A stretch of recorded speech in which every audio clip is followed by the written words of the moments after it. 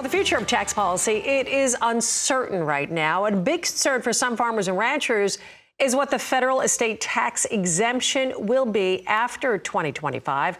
Roger McEowen with the Washburn School of Law joins us now. He's on the road. I always appreciate you taking the time while you're traveling. So let's talk about some options for farmers if the exemption level does drop.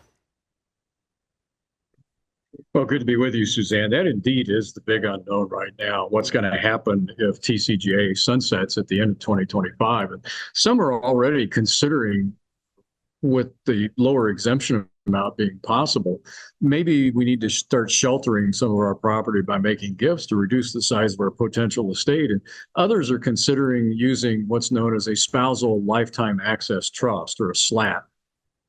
Exactly, yeah. How does SLAT process work? And what are the factors that farmers need to keep in mind using this? Well, it's an irrevocable trust that is designed to provide income to a beneficiary spouse while removing the trust assets from the grantor spouse's taxable estate.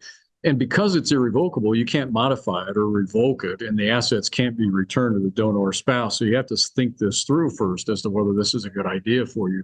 And the trustee has to ensure that the trust assets are going to be used according to the trust terms, and that the beneficiary spouse gets the income from the trust for life. And then when the beneficiary spouse dies, the remaining trust assets pass to designated beneficiaries free of estate tax.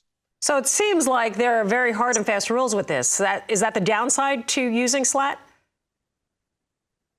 Well, there can be a big upside to it, particularly if you fund it with assets that will appreciate in value, because that'll pull more dollars out of your potential estate. But the downside is that the ultimate beneficiaries won't get a stepped up basis at the time the beneficiary spouse dies. Now, that may or may not be a big thing to some farm families, but you just have to realize that they won't get a stepped up basis.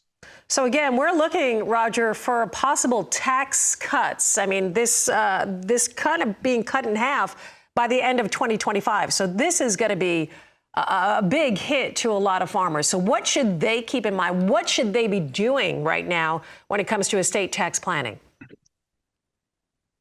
Well, all of this is going to become clearer in about 15 days in terms of when we know who's going to control the White House, the House, as well as the Senate. So if it looks like the politics indicate that the exemption is going to come down, then it's going to be time to visit with your estate planner as well as your tax planner to chart a course that is specific to your particular situation.